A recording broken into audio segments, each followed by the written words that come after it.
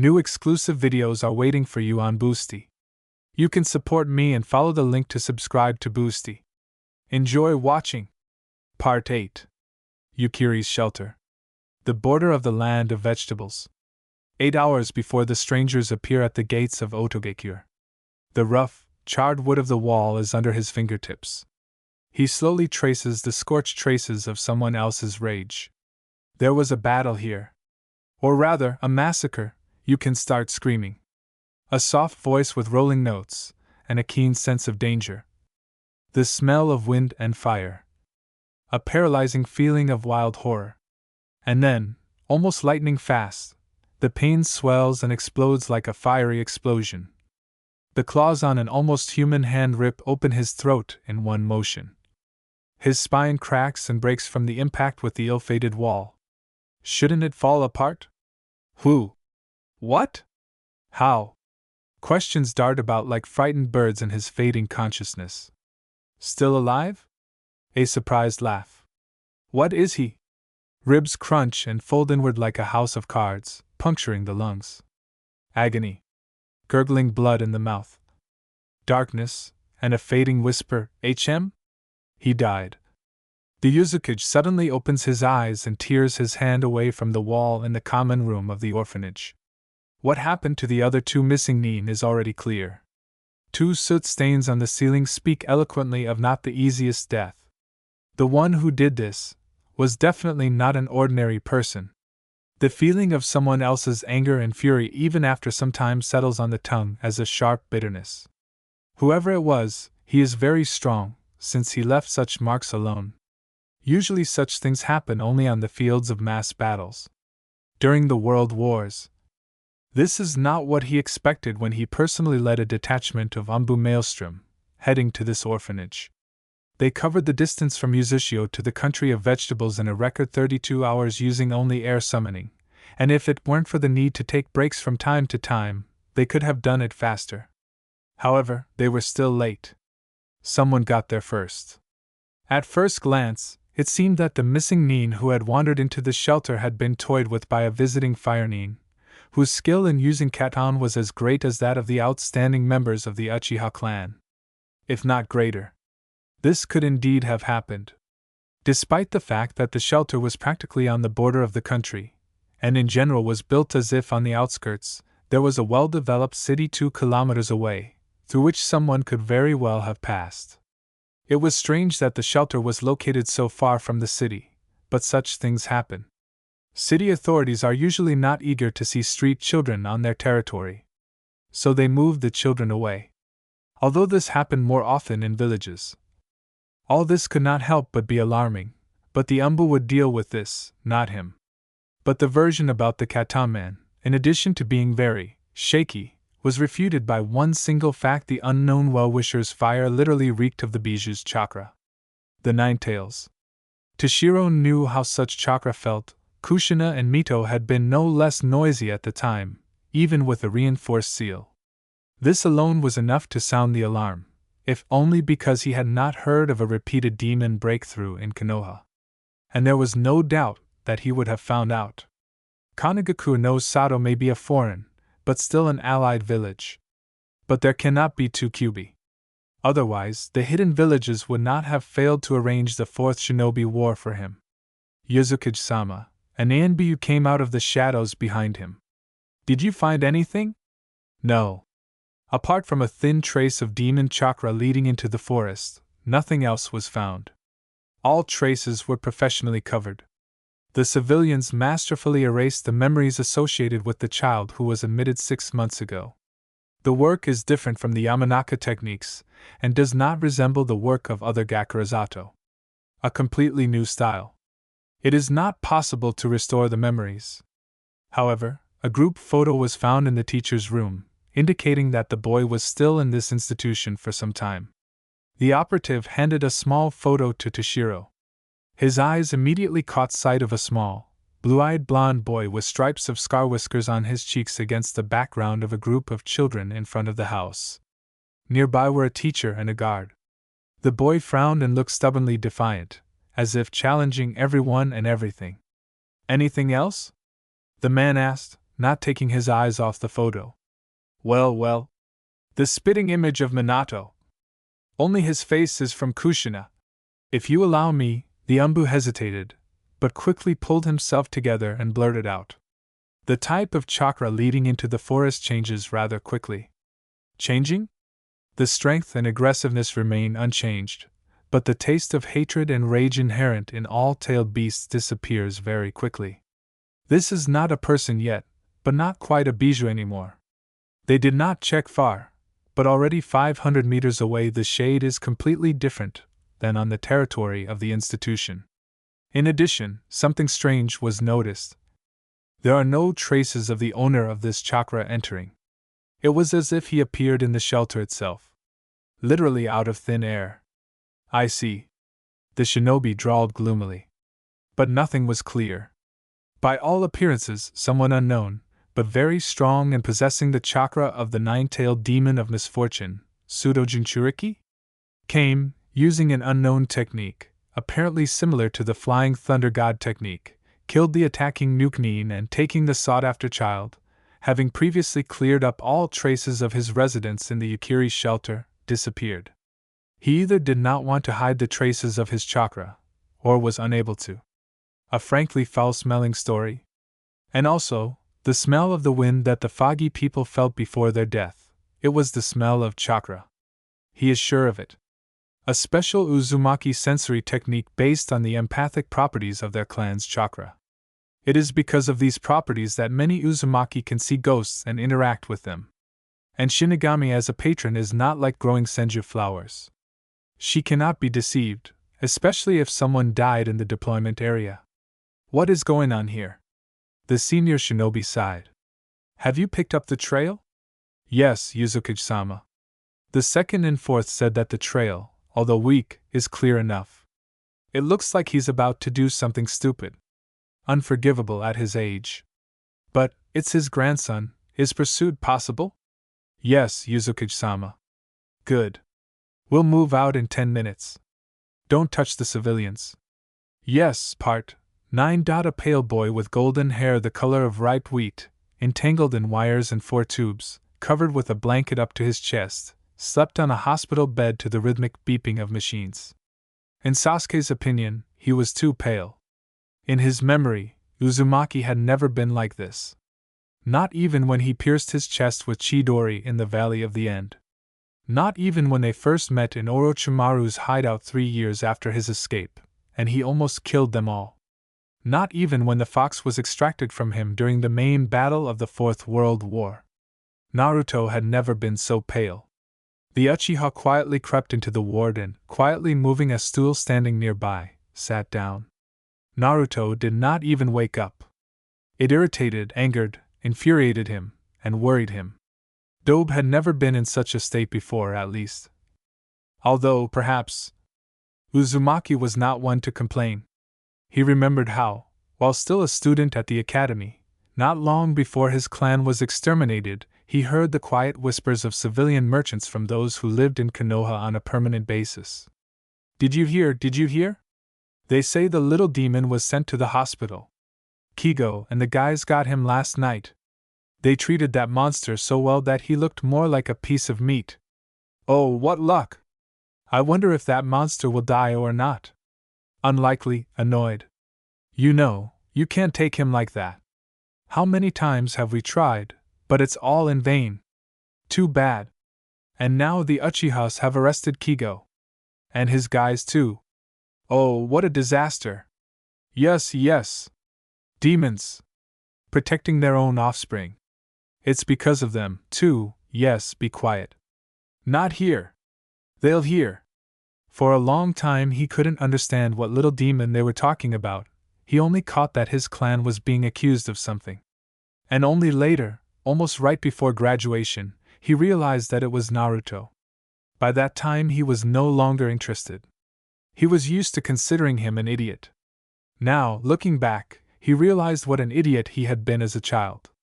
It's a pity that to realize this, he had to knock his head on Madara's fists. First of all, whatever you say, the ancestor's hand was heavy. You can't even compare it to a bijou. brains were put back in place even without the conscious desire of the elder Uchiha. It's strange in general. But perhaps experienced people are right, death leaves no one the same. And this is far from being about Rikudo, so that Kaguya would whip him with a belt from the shoulder as a child. Secondary death even more so. And as for waking up after that, no, it's better not to remember. After all, it was him.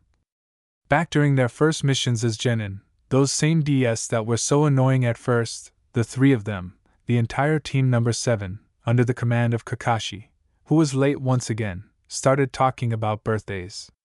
It was Sakura who started it. She pestered him about gifts, he only snorted, and Naruto pestered her with the same. Naturally, Haruno flared up, called Uzumaki an idiot, hit him hard and told him not to bother her. And everything would have ended like that if, already following the Taicho who had finally appeared, something hadn't made Sakura ask, "Naruto, when is your birthday?" The dobe then became strangely quiet, darkened, and even lost his step for a second. He looked away and tried his best to look anywhere but at his teammates. "Nah. You know, Sakura-chan, I don't celebrate my birthday." And he quickened his pace, breaking ahead. Without saying anything else until he reached the administration building. Sasuke was surprised then. Uzumaki? Is he embarrassed about something and doesn't dare to speak? Is he looking away and not adding his eternal data bail? What's going on? Later, almost immediately after the mission, Sasuke, purely out of spite, climbed into the Shinobi Academy archives, from where they had not yet managed to transfer the personal files of graduates. In Naruto's file, in addition to a huge number of comments, and for some reason medical certificates, there was, as expected, a date of birth. October 10th. The day of the Fox's attack on Konoha. Only years later, on the first anniversary of the victory, Uzumaki confesses as a child, he was often set on fire in his own apartment on this day. And in general, it was then that the villagers became especially angry with him. If someone saw him, then the hospital became his home for the next week. Considering the regeneration of the Jinchuriki, this made you think. But that would come later. And then, being a genin, he just blinked in bewilderment. So what? The village's mourning does not cancel out a personal holiday. And they called him a genius? On that day or a few before it, when they were all poisoned, he suggested celebrating. Practically, he presented it as a fact we are going to celebrate. And yes, I don't give a damn about your opinion, Dobe. His idea unexpectedly met with support from the red-haired flea-bitten lump of tails. Come on, Bug. I want to celebrate. 20 years in one apartment. Quickly! Look at the snack. And no annoying humans trying to make holes in my living space nearby. The bijou was in a surprisingly high mood. Orochimaru somehow found himself drawn into the spontaneously organized drinking party. He may have thought it was a challenge to get Uzumaki Jinchuriki drunk. At that moment, due to a combination of circumstances, there was no one else at the base. Karen had been disappearing in the ruins of Uzushio for several weeks, having effectively won the right to such a peculiar vacation. Yugo kept her company, either as a bodyguard or as a boyfriend. Naruto was initially reluctant to go with them, but after a thoughtful conversation with the local berserker in a secluded corner, he changed his mind. He only smiled and patted Yugo on the shoulder, wishing him luck. And it seemed that he was secretly wondering when he would be able to become an uncle. Hozuki had been missing in the mist for a week, and he had approached his dream of reviving the organization of the Seven Swordsmen of the Mist surprisingly responsibly. Kabuto was sitting in Konoha, in a newly created shelter. He led, treated, and educated. True, mainly thanks to Orochimaru's motivating kick. They approached the birthday celebration in style. Sasuke did not rule out that the shelter would have to be completely renovated afterwards. But the expression on Uzumaki's face, who, it seemed, could not fully believe what was happening, was priceless. He also remembered the mockery of the summoning scroll well. And then, the Kage appeared. Mist, stone, cloud, and leaf. Looking back on that day now, Uchiha can confidently say that the Sharingan still caught some tension in the actions of the rulers of the hidden villages. Something was wrong. And the sixth sense about it was clearly screaming. But what exactly, he understood only when he felt sick. The body could not comprehend this until the very end. It just seemed that the alcohol had finally reached a critical mass. And when he realized, it was a shame not so much because he got caught, but because he couldn't deliver the final blow. He passed out like he was knocked down. And then there was darkness. How long he stayed in it, Sasuke couldn't say. Time was completely imperceptible there. Perhaps an instant, perhaps an eternity. But in any case, after some time, small or large, he again realized himself. Which he soon seriously regretted. Sasuke Uchiha of this dimension/reality/world, no matter, had a fever when he appeared. The kid, successfully, took a walk in the rain, escaping from the supervision of his older relatives.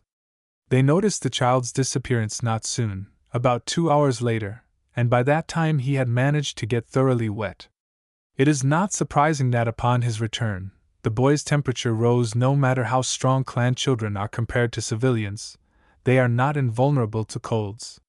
Probably it was because of his illness that Sasuke was able to take the place of his younger version.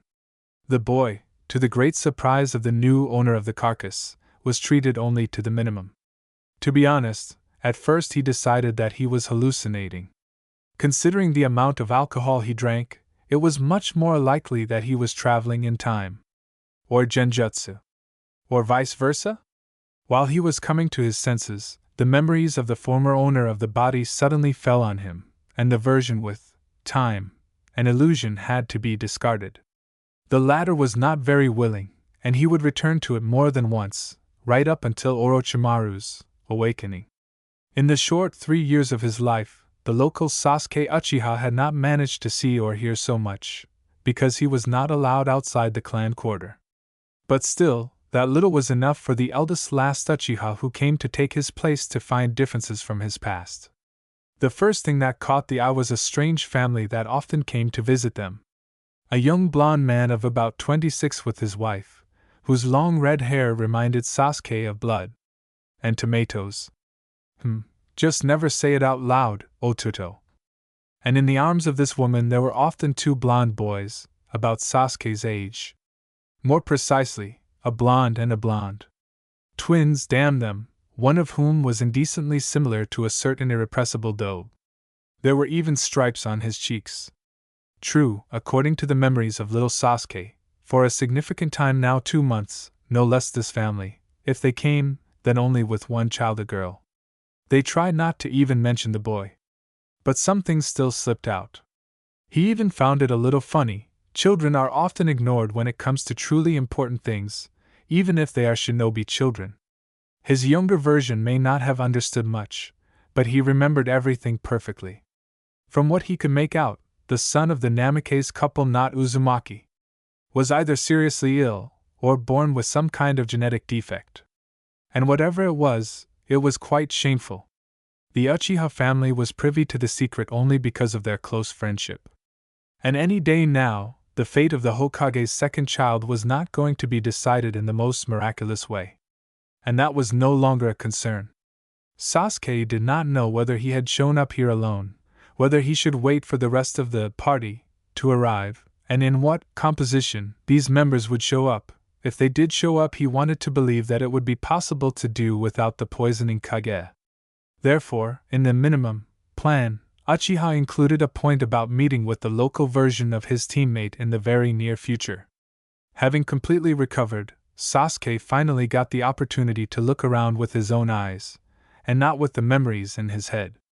Here another surprise was waiting for him, which he apparently simply did not notice when sorting out someone else's memory. Most of the clanmates he met in general, and his dad in particular, looked at him with an incomprehensible mixture of pity, disappointment, contempt. This look naturally made him want to howl. Hagoromo sucked them in, but they did not look at him like that, even when Itachi sent the whole clan to their forefathers. It took a week to gather information. It could have been less, but try to spy normally with the body of a 3-year-old child in a clan where most of the people are in the police structure, and at the same time not arousing suspicion. What they managed to find out lowered his already low mood somewhere to the level of the baseboard. The basement premises of the root.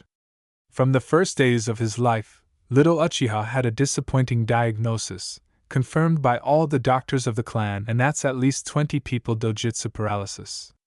Simply put, the complete inability to activate the Sharingan. Wonderful. Just wonderful. You can surrender to Kagaya right now and go ask for a more comfortable cocoon. Perhaps she will even appreciate it. It is surprising that they have not gotten rid of the child yet. The elders would not tolerate such a genome defect. Perhaps they were waiting for something. Or hoped that he would die on his own. The chances of this were decent. Sasuke appeared in this body somehow. There was also a factor in this world that the adult Sasuke, at first, did not take into account. Itachi. Having grown older, having survived the war, having assessed Madara's quirks, his actions, everything that Obito did, and in general, having delved deeper into the history of his clan, Sasuke stopped bowing down to the figure of his older brother. He still loved him, but now he looked at him from the height of facts. The facts were disappointing. Whatever ideas about the world the elder brother was guided by, it did not cancel out his guilt and crimes. After all, he had slaughtered not only the instigators of the supposed conspiracy, and what of all this was true, and what was the fear of the Hokage and the elders, but also children, women, and old people. He had destroyed the clan. Even Madara did not stoop to this. And he had every chance. The brother was a traitor, a murderer, and a fanatical idealist. And only then a victim. And his relatives were stupid. They did not look closely, did not follow up. What good is it that he is the son of the head and a genius? This does not change the fact that he was still a child. The Itachi of this world was the same as Sasuke remembered him as a child. Kind, caring, somewhere even too much. There was not yet that tension and breakdown in him that was felt in the elder brother before the massacre. And he was not yet that Anbu captain. Itachi had only just become a genin. And he loved his younger brother very much. Despite everything. In a normal situation, this would have been wonderful. But now he could notice the changes in Sasuke and ask uncomfortable questions. He had to match the behavior of a 3-year-old child. In general, the next 3 months were real torture. During this time, Sasuke never managed to meet Naruto. His parents no longer brought him. Unlike Menma, he did not like the girl. Sasuke understood this immediately. There were no objective reasons for this, but when did such a thing bother him? She was very similar to Naruto, differing only in the tone of her eyes a couple of shades darker, and the absence of scar stripes on her cheeks. And then, looking closely, he saw barely emerging lines. With age, they will appear more clearly. It will be indistinguishable. A cheerful, lively girl, with a motor below her back, ran around the house as if with Hiraishin, not much different in her behavior from Naruto the genin or Naruto from the academy. And yet it wasn't Naruto. And that was enough. And then Kushina came to them. Alone. Besides him and his mother, there was no one else in the house then either. The woman was pale, and there were shadows under her eyes. She and his mother retired to the kitchen, and he rushed under the door. He didn't like what he heard there. Namikaze had rejected his son after all. At that moment, he had no choice but to purse his lips and go to his room to think about his future plans. It is unknown what he would have thought of if Orochimaru had not shown up at their house 3 days later. Sasuke did not even notice him right away. He was too busy. The snake would never tell him later what he said or did to his parents, that they allowed them to see each other and let the Sannin examine their child. But as soon as they met each other's eyes, no matter how vulgar it sounded, the Uchiha immediately understood who was in front of him. More precisely, what kind of Orochimaru was in front of him. The relief that fell on him was so strong that he came to his senses only at the moment when they left Konoha. Before that he performed all actions automatically. Kabuto was trailing behind, looking enviously at him, traveling on the Sannin's shoulders, to reduce the loss of time. They congratulated him in the usual sarcastic manner, wished him good morning, and made him happy that he was now the Sannin's personal student, and that he, in turn, had left the Leaf Shinobi. Officially, Sasuke appreciated it. It was a risky move, practically on the edge. The snake deserved to be thanked for that. They went to the land of rice fields. Orochimaru also had to solve the Sharingan issue. It turned out to be much simpler than Sasuke himself had imagined. Who could have thought that dojutsu paralysis was the result of a reaction to ordinary, standard, routine vaccinations? He hastened to ask the scientist this question. To which the man made him happy. It had happened in his past life too. Just not as vividly. Or did he think that all the drugs they injected him with were injected with great caution and care in the shelter? Against the background of all this, Naruto's unsuccessful search for half a year was not so annoying. He himself was soon found. And not even one. Uchiha will never forget his first impression of Kyuubi's human form. That huge, overwhelming feeling of someone else's power. He will not be able to explain that wild certainty that this unknown, incomprehensible man is Kurama, who jokingly growled at him during a drinking party and stole snacks from his plate. And the unconscious Uzumaki in a fever in his arms only added surrealism to the picture. And now, he is sitting in his best friend's ward and looking at his pale face. Just try to die, Doge. Sasuke sleepily poked Naruto in the shoulder. Do you hear? I will personally implement Kagaya's plan so that you will return from the other world and give me a kick for stupidity. Part 10. Sasuke slept, having pulled up a chair and rested his head on his folded arms, placed on Naruto's hospital bed. The devices were beeping rhythmically, and N4 was dripping at the head of the bed. Leaning his shoulder against the doorframe and folding his arms across his chest, the fox carefully watched the sleeping people. More precisely, he was watching only Naruto, but since the Uchiha was in the room, he kept an eye on him, too. You never know what this descendant of the Scarlet-Eyed clan would do. This one could do a lot. Even in this form. Not that it was dangerous for him. After all, where was he and where was an ordinary person, albeit with abilities? It was just an old habit, developed back on the owner of the Rinnegan. Now Rikudo was dangerous. Even more than his mother. And this one, this one? He could cause concern. But nothing more. Still not Madara. Fortunately. And that one. You could talk to Madara until you lost your mind. It all became complicated later. And before that, he was probably a worthy conversationalist. And a person. A real person, respected even by the yokai and ayakashi. Perhaps the little Uchiha will grow up to be like that someday. But now he is just a child. A little capricious and with great potential. He was like that even in that other life. So Kurama just looked after him. Sometimes. Orochimaru came up from behind and stood a couple of meters behind his shoulder, his gaze studying the man's figure. The fox didn't even flinch. Interesting form. New?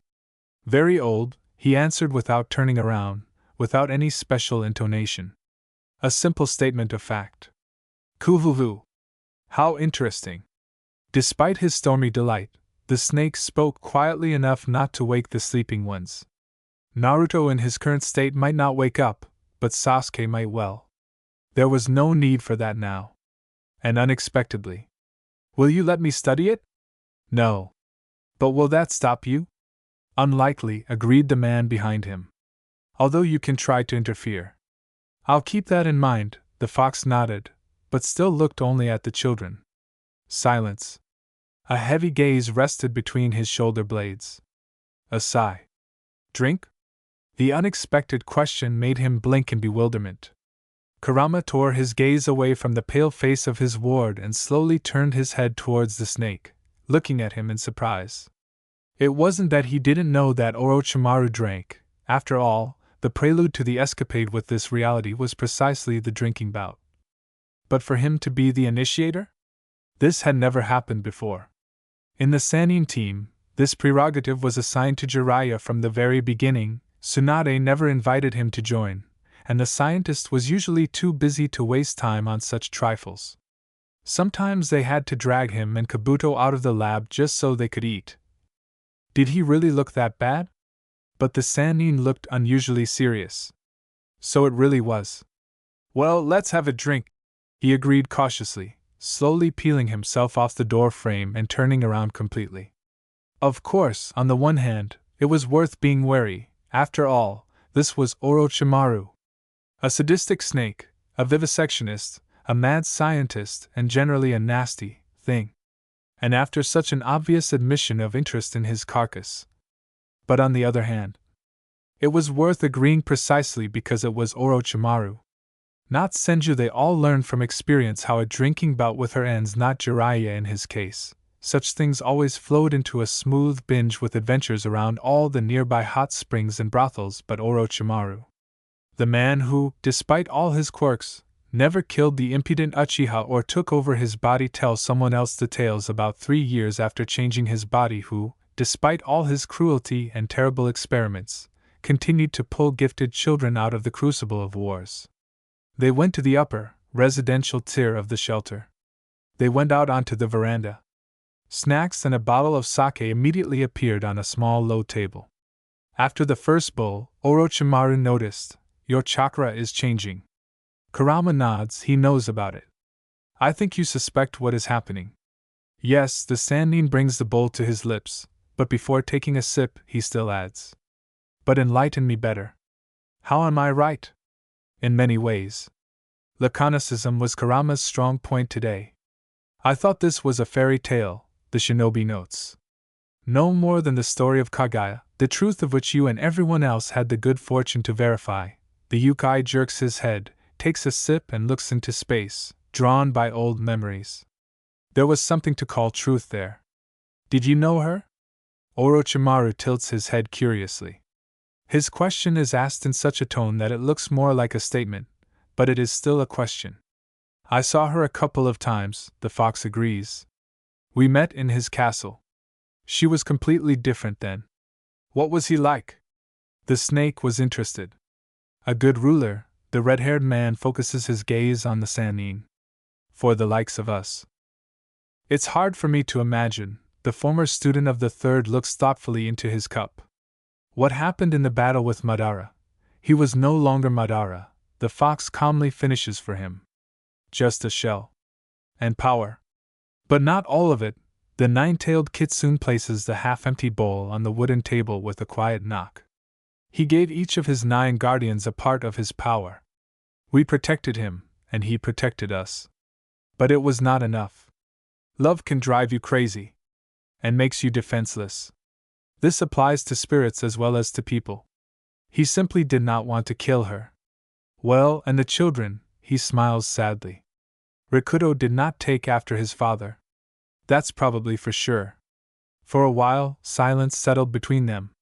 Both had something to think about. One was comprehending the new, the other was remembering the long-forgotten old. "And yet it is strange," the Sannin finally says. "Talking about such things with you. And receiving confirmation of what I read about in legends long ago. You never mentioned it. I did not see the point in it. Everyone left this world. And we, the 9, lost our true essence." Hagoromo distorted her almost beyond recognition. "It is easy to make a demon out of a great spirit, much more difficult to return. Often, such a thing is completely impossible. Usually, if such people completely lost their minds, they were killed by their own." "Really?" "Yes," and then he grins. "True, the criteria for intelligence were different." "I see," the snake smiles slightly, echoing the grin opposite. "But you managed to come back." "Not only me." There, he makes a significant pause, showing what exactly he means. "We all almost came back. In our minds, for sure. It's just that we were bijou for too long. It was impossible to come back anymore. And here? There can't be 2 nine-tailed bijou in one world." Kurama stretches his lips into a smile. The snake nods understandingly. "By the way, I wonder why you ended up with Naruto, and not in," the man hesitated, choosing his words. Even with the memory of his other self, it was difficult for him to talk about the family of the little Uzumaki.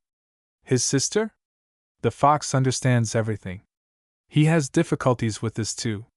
You said it yourself, I turned out to be, with not in.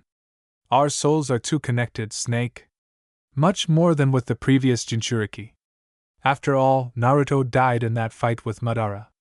Not for long. But it was enough. And before that, he walked the line too often. I don't need to be reminded about Tanzaku, do I? He raised an eyebrow mockingly. Ahem. The Sannin coughed thoughtfully. And no, he was not ashamed. And his conscience did not gnaw at him. At all. After all, this was a serious fight. But this action only caused the Nine-Tailed to laugh. And so he hastened to change the subject. What will happen to the one who remained in Konoha? You yourself said there can't be two. Kurama froze, not bringing the cup to his mouth, pursed his lips and was silent for a while. And then he abruptly tipped it back into himself, and put the ceramic cup on the table with a loud thud. He will lose his mind. Completely. He will become an ordinary evil spirit with a huge amount of chakra. It will be impossible to negotiate with him. Only hatred and a thirst for destruction will remain, he finally answered, looking into the void. And the Jinchuriki? I don't know. Everything will depend on the seal. If they manage to protect the mind from its influence, nothing will happen to the girl. Maybe just increased irritability. As far as I know, the seal was placed by Master Uzumaki. It doesn't reach the Shinigami seal, of course, but Orochimaru left the continuation hanging in the air. So it has about 20 years. Then the seal will need to be strengthened. And if he breaks out? It's not for me to tell you about. Coincidences? There's a good chance that I'll absorb him. When we meet, a chuckle. And his gaze immediately becomes serious. Otherwise, I'll just have to sympathize with those who fall into its zone of action. I see, Orochimaru takes a sip. What about the other Bijou?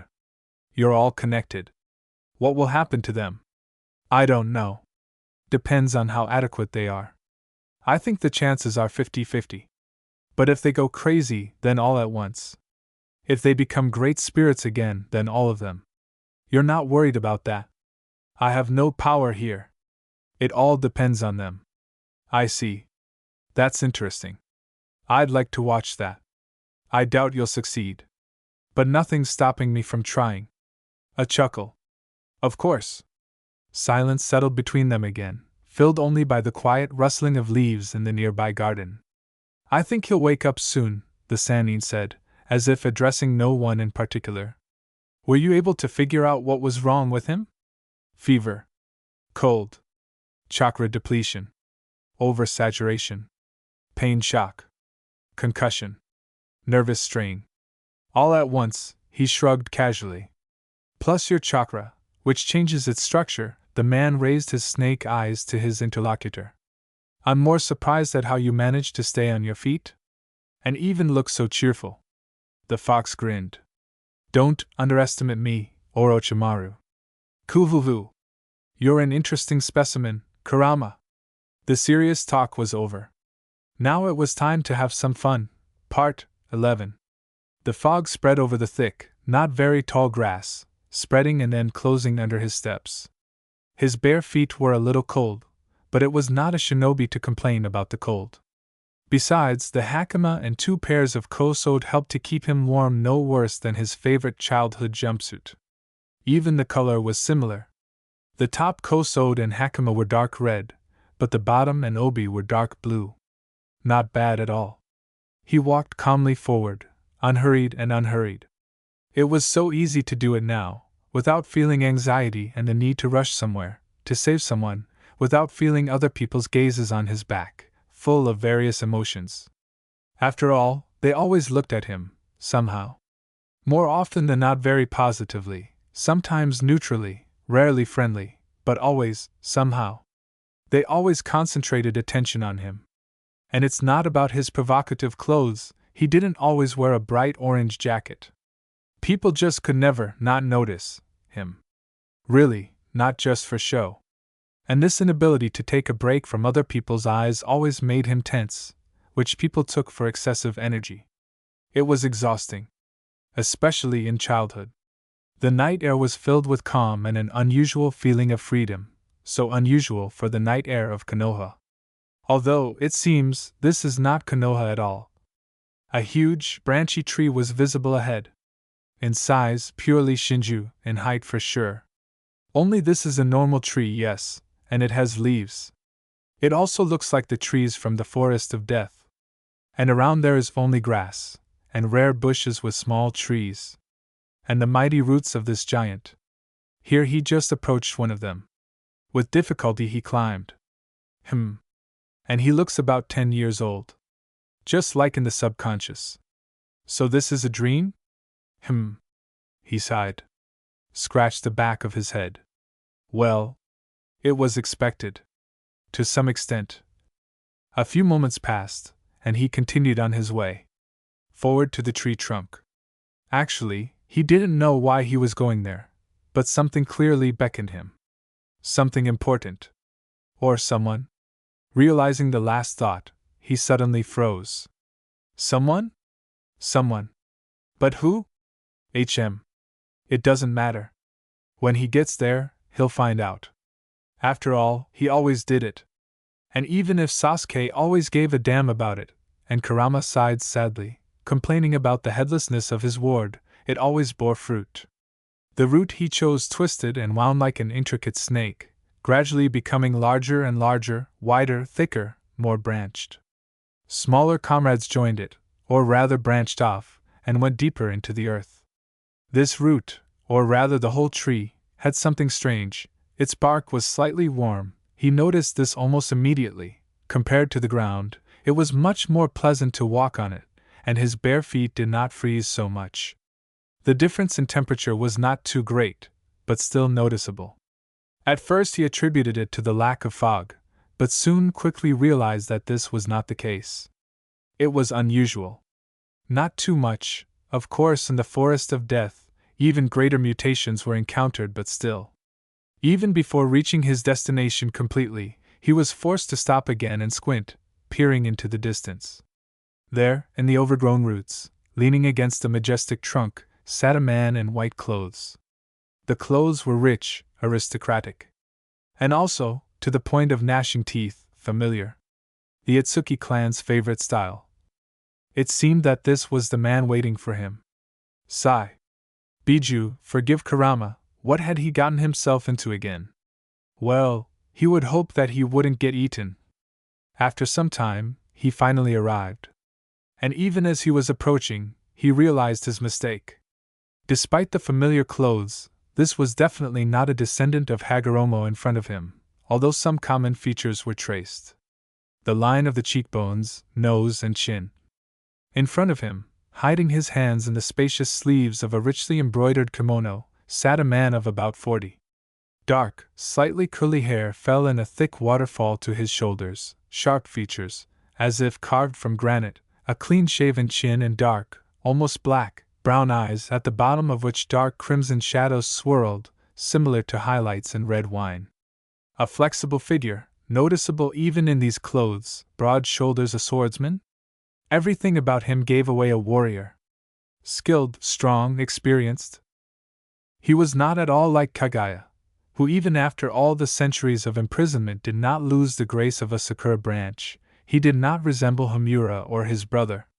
Perhaps he was somewhat similar to Indra when he had already left his father and brother, who had gone through many battles. The man looked at him, examining, noticing every detail, and he did not even doubt that not a single detail had escaped him. A very dangerous opponent sat in front of him. They studied each other with their eyes, and silence reigned in the air. But surprisingly, it was not oppressive or disturbing. No, just the silence of the night. Well, hello, Uzumaki Naruto, the man was the first to break the silence. You are finally here. His voice was low, velvety, and evoked associations with a large, dangerous cat. Now he did not carry a threat, but this did not cancel out his danger. He raised an eyebrow in surprise. Do you know me? Of course, the interlocutor smiled slightly. Just a little, just the corner of his lips. But it was enough for the boy to shudder. It looked awfully familiar. Kurama liked to do this often. It's strange not to know the man who defeated one of my reflections and accomplished the impossible. What? He blinked his eyes in bewilderment. This is the first time I've seen you. Who the hell are you, Databale? Nerves, nerves, nerves. How indecent for an adult shinobi who went through a war. Shame, shame. And it doesn't matter that he looks like an academy student. He should behave more restrainedly, but for some reason he can't. Apparently, he really has lapsed into childhood. Oh, but in reality he was even younger. Horror.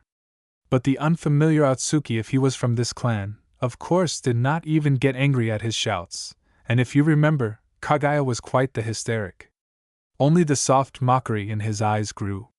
He instantly felt like a stupid boy who had done something obviously stupid in front of his teacher. The first time? Really? But if you think about it. Naruto frowned. No. Even if you think about it, he hadn't seen him before. Seeing his difficulty, the man decided to give a hint. Look around. What do you see? The boy looked around. What did he see? Well, a tree. Enormous. Even more than just enormous, gigantic. Almost to the very sky. It reminds me a lot of Shinju, when Madara drove everyone into Tsukuyami. Only deciduous. And more, like a tree or something. What else? Roots, grass, this incomprehensible person. And in general, all this somehow resembles his subconscious. Just as calm. Only Kurama is not there. Stop. Uzumaki blinked again in bewilderment. Kurama. Subconscious. Shinju. Biju. Naruto stared suspiciously at the man sitting in front of him.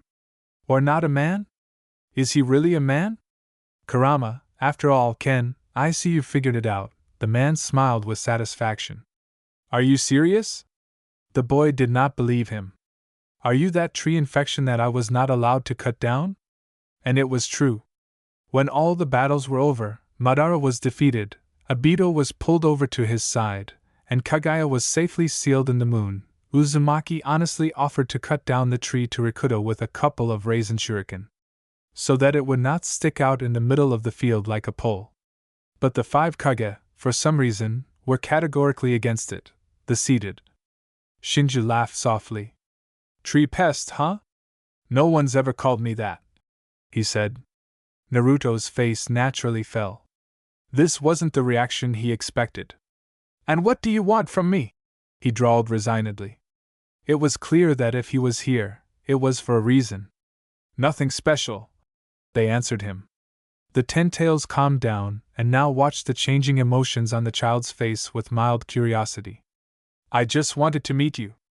Take a seat. He nodded at the intertwining roots not far from him. And be my guest. Naruto sighed. Do I have a choice? He chuckled sadly and sat down in the indicated place. They weren't trying to kill him, at least for now. Of course I do. The Bijou disagreed. You can leave and wait until you wake up. That will happen soon. And this is the only time I'll be able to talk to you. Why? Uzumaki's curiosity awoke. Because everything has its price, the wood demon pulled his hands out of his sleeves and showed him, with the quiet jingle of chains. On the man's wrists, 2 wide silver bracelets were connected to each other by a chain only a finger thick, but undoubtedly strong enough to restrain him. I cannot leave this place. This is my punishment. I hope you will not ask me to free you. The boy drawled skeptically. No, the man chuckled at his words. Firstly, you are not up to it, and secondly, I still deserve it, as if that ever stopped anyone. A quiet, sad laugh passed through the air. There is still much you do not know about the spirit world, child. Ask Kurama, he will tell you. Isn't he a part of you? Pfft. What nonsense, the older interlocutor shook his head. Hago always had a rich imagination. The way the Bijou pronounced Rikudo's name was strangely striking. And not so much because it was shortened, but because of the intonation that was put into it. So sad and melancholy? Naruto scratched his nose thoughtfully. Kurama said something like that, didn't he? Especially at that drinking party, so who were the children from? He drawled thoughtfully. Kurama told me? Jubi asked. Something like. Uzumaki looked at the man sitting in front of him. And you couldn't tell that he was facing a biju. I loved her, he finally said, looking longingly at the distant moon in the sky. Is that why you're in shackles? The boy asked experimentally. I didn't stop her, the tree one agreed. And that's why all the spirits, Yukai and Ayakashi, were forced to leave the human world.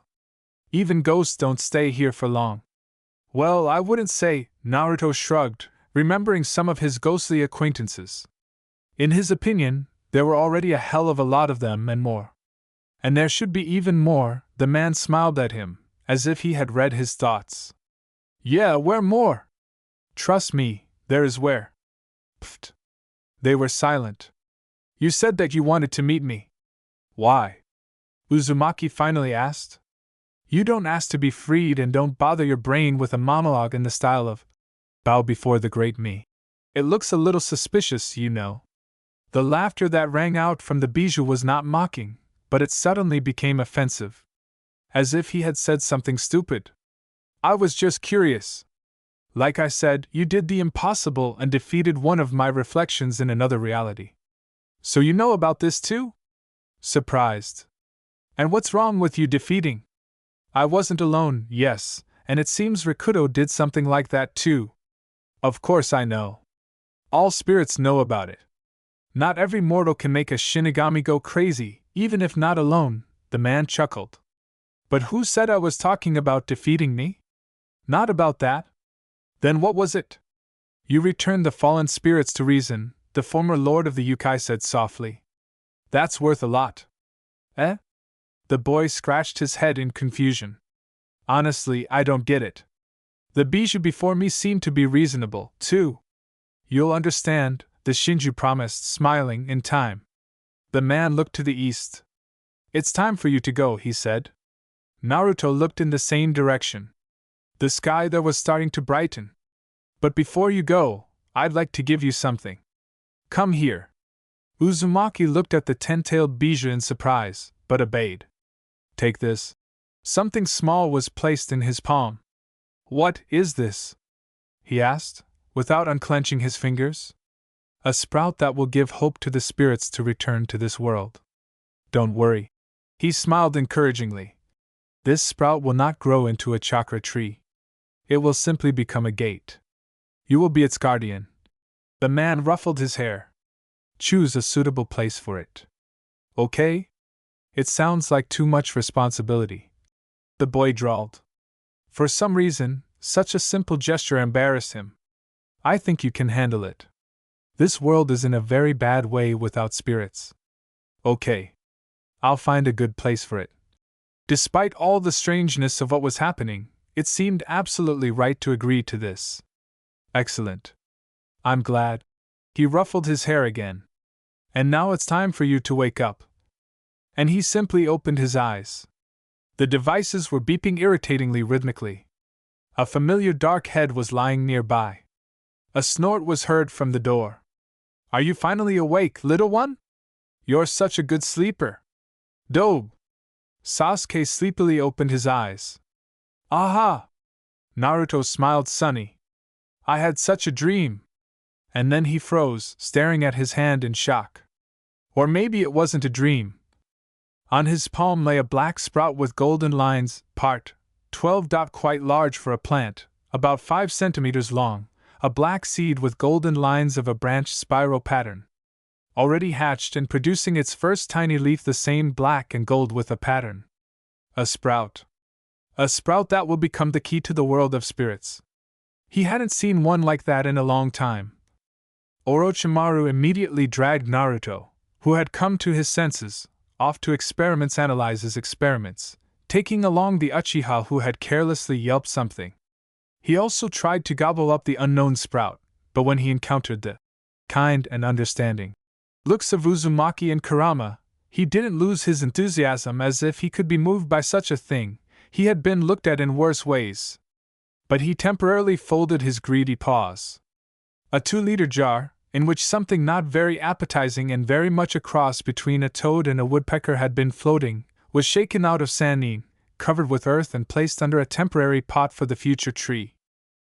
and the bottle itself was temporarily thrust into the hands of Kurama, who was still in shock. However, it was understandable that Lisa was being sent such a fundamental greeting from the past, and one that had a completely material form. He had not yet even fully decided how to treat it. From the details hastily pulled out of the small stuff, it was absolutely clear who, why, and for what purpose had given him such a souvenir from the spirit world. There were no problems with this. In that world, only a strictly limited circle of people had access to such things. And since they could hardly get Kamiyama-sama so much for a personal audience, only a couple of candidates remained. Shinigami do not issue such gifts.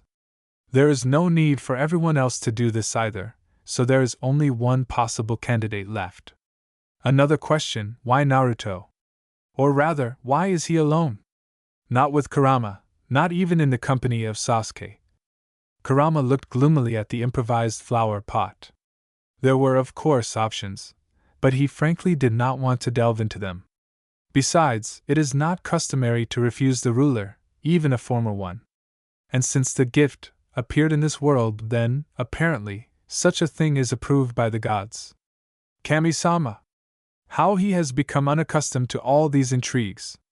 He has not remembered them since those immemorial times, when he was still one of the 9 generals of Shinju.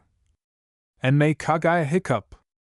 Around the same time, near the border of the country of rice fields, the Yuzukage cursed foully. It did not become easier. And no sensible thoughts came to mind. Just as it became clearer where to go. Absolutely not. The man sighed, closed his eyes, and pinched the bridge of his nose with his fingers until it hurt. He really wanted to smash something, ideally this entire bija forest. But firstly, it was not constructive, secondly, it would attract someone else's attention, thirdly, it was not his status, and fourthly, it would not help in any way, but would only make the situation worse. The Uzumaki were not called demons for nothing. Their endurance would give even Senju a run for their money. And if the scarlet-haired beast turned out to be a sufficiently experienced jonin, then even such a legendary figure as Senju Hashirama would fail. In fact, it was for this very reason that the alliance between the clans was concluded. I mean, not only because of this, but this reason was not the last on the list of pros. The distance to the night camp of the unknown person who visited Yukiri's shelter and let off steam there was covered by the head of the hidden in the Maelstrom village and the Umbu squad in 3 hours. Following the upper paths behind the thin thread of red chakra, which was becoming thinner with each passing hour, they traced the path to the rest area. The stranger did not bother at all with throwing off potential pursuers. Perhaps he did not expect that the pursuit would appear so soon, perhaps he was simply overconfident. In any case, this was only to their advantage. Surprisingly, there were many traces left at the rest area, which gave much food for thought. The rest area was organized according to all the rules of shinobi, so that, even leaving the camp in a hurry, it was easy to hide all traces. However, the lack of proper experience was felt. Traces of chakra were everywhere, even a non-sensor shinobi would easily notice them. For the Yuzukage himself, it looked like a thick blot of ink on a clean scroll. This chakra, by the way, although it now gave off a kinship with the 9-tailed fox, and in terms of strength, was hardly inferior to it, but still qualitatively different from it. Toshiro could not find the right definition, but if you compare, it was similar to fatty, rotten chicken broth and a live wild hawk that flies somewhere in the mountains. No matter how wild it may sound. And the hawk was by no means the 9-tailed fox. After a thorough examination of the parking lot, it was decided not to make a stop and continue the pursuit, so as not to lose the disappearing tracks. And here a surprise awaited them all. Approaching the border of the country of rice fields, the trails suddenly ended. And now, a detachment of Umbu led by Yuzukage wandered along the border and tried to find at least something. Moreover, not even suspecting that Orochimaru's base is located very close by, where everyone they are looking for is. Part 13. You are idiots, it sounded juicy and weighty. Well, as far as it is possible. At least, Naruto had not even suspected before how rich the intonation in this word could be. But Uzumaki Toshiro managed to surpass even the white snake in eloquence. Oh no, what are you saying? The Yuzukage did not raise his voice and did not even think of getting personal, as one might imagine. No. He simply stated the facts. And he did it so masterfully that the Whirlpool Ambu squad unanimously preferred to blend in with the situation and not attract the attention of the high command. Although before that they had quite cheerfully portrayed faceless idols behind the ruler's back. Little Uzumaki exchanged glances with the gloomy Uchiha behind Kurama's back and, mentally sighing, decided not to interfere with his comments. Even though he really wanted to. But nothing foreshadowed it, as they say, 3.5 hours before. Less than a day had passed since his awakening, and he was ready to knock Orochimaru off again with his tests/experiments/vaccinations. The snake developed such a vigorous activity that even the more or less accustomed Kabuto and Sasuke watched everything that was happening in a state of deep shock. Of course, a unique case of awakening an extinguished hearth. Not even extinguished, but one that had never worked. This must be studied. Urgently. When Uzumaki was ready to grab the snake by the throat, not that it would prevent the scientist from continuing his work, but at least let off some steam, the situation was saved by Kyubi, who had appeared in the laboratory. An extremely irritated and dissatisfied Kyubi. This was expressed by opening the door with a kick and not too much embarrassment in verbal turns.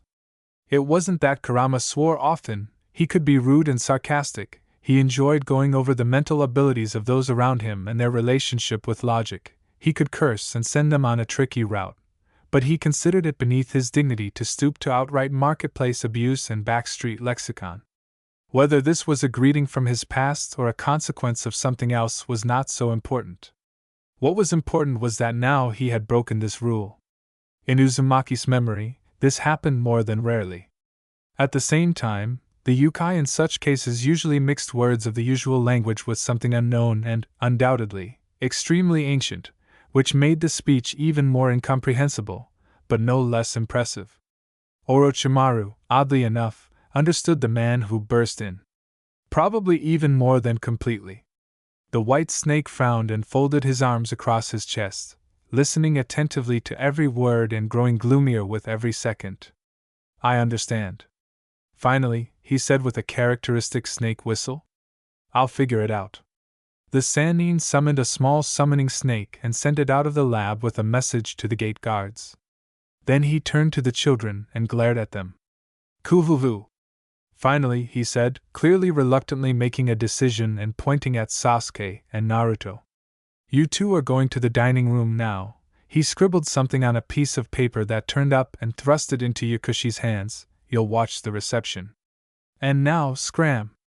Ah. The snake immediately stopped Uzumaki, who had tried to butt in. All later.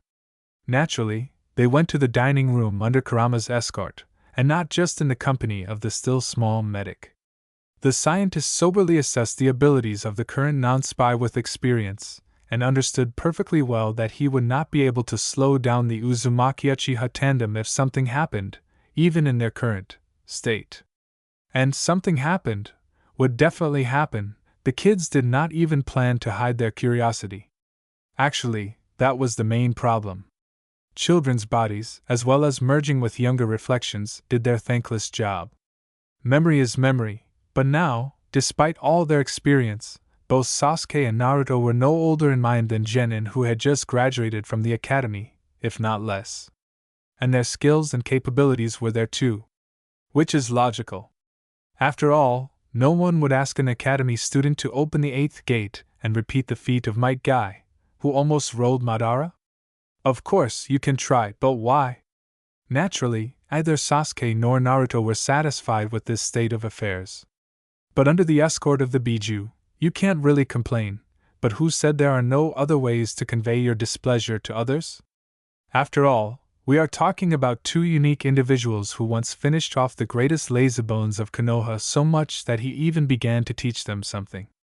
And before that, only Guy managed to stir up Kakashi. And a direct order from the Hokage. The only problem was that Kurama knew the little troublemakers too well. By the way, about Kurama.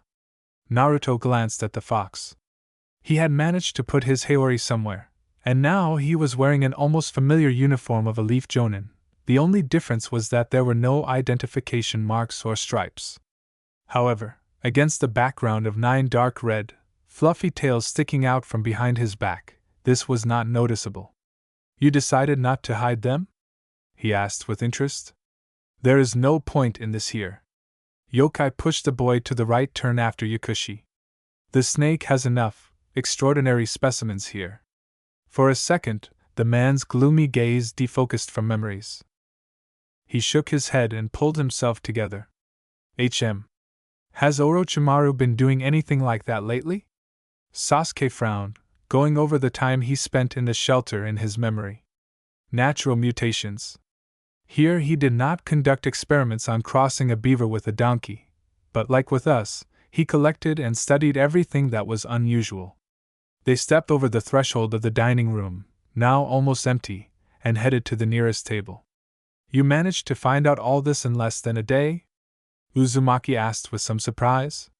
Do you doubt my powers? The man cast an ironic glance at his ward. No, the boy with some difficulty climbed onto a bench that was high for his age. I'm just surprised. Of course he would doubt it. There are some things that are better not to argue with Kurama. And, after all, even being locked in the seal, the fox has proven more than once that he can do more than it seems. Kabuto ran off towards the kitchen, his glasses flashing meaningfully. He is clearly curious to warm his ears during their conversation, but he, the future former failed spy, already knows how not to ask unnecessary questions, to listen and think, so for now he is silent. And the order of his beloved Sama, of course, is a priority. While the novice medic with enormous potential is sorting out bowls, spoons, etc., Naruto is trying to derive the information he is interested in. Do we have problems? He asked quietly. Kurama is still gloomy and, as before, extremely collected, ready to rush into battle at any moment. In the air, a thin stream of not even tension, but alertness is stretched. The fox reluctantly breaks away from his thoughts, as if trying to calculate something. For a while, he looks at the golden crown of the boy's head. Uzumaki, in the best traditions of not attracting attention, does not look at Kurama, devoting all his attention to the Uchiha, who, having picked up the game, shows basic seals, quietly explaining something. Guests. The man says, looking at Kabuto approaching with a tray. Dangerous? Sasuke raises an eyebrow without looking up from making seals. I don't think so. But they can cause trouble. A lot? A lot. A tray with 2 cups of rice and salad lands on the table with a quiet clink. Eh? Uzumaki looks at what was provided in bewilderment, and turns his gaze, filling with indignation, to the medic. Orochimaru-sama ordered it. He explains calmly. And ramen? And tomatoes? The Uchiha echoes him. Yakushi sarcastically flashes his glasses, adjusting them, a familiar and infuriating to the point of gnashing teeth movement. Not ordered. Naruto exchanges glances with Sasuke with equally gloomy looks. Someone is in trouble. The rice in Oto was a nightmare. Not because the snake had a habit of mixing various additives into it, from basic vitamin complexes to serious drugs, but because there was a lot of it. A lot. Sasuke and Naruto ate their fill of this rice for the rest of their lives back in the past reality. And now again? The rice was nothing. Absolutely tasteless, bland and overcooked. At any other time, they would have happily turned this rice over Kabuto's head and calmly went to look for food in the kitchen themselves. But unfortunately, Kurama was here. And Karen was not there. To whom both of Konoha's scourges recognized complete and absolute supremacy in the territory of pots and pans. And not only them, by the way. Despite the general severity of her character, Uzumaki cooked simply divinely. She knew how to do it and loved to do it. And she could turn even rice that everyone and everything was sick of into something incredible. For which she was honestly idolized by all the inhabitants of the shelter. From pleasant memories of the past, they were literally shaken out of the present by a small earthquake from the side of the main entrance of the shelter and a thick wave of ki. In no way, absolutely and absolutely definitely, belonging to Orochimaru. They immediately forgot about the rice, Stop. Subsequently, the fact that Kurama never caught them could only be explained by their eternal luck and the fact that no matter how much experience and strength the fox had, he had not appeared in human form, in the real world, for too long. His body did not always keep up with his mind. He flew out to the clearing in front of the entrance only a second later. But that was enough to be late.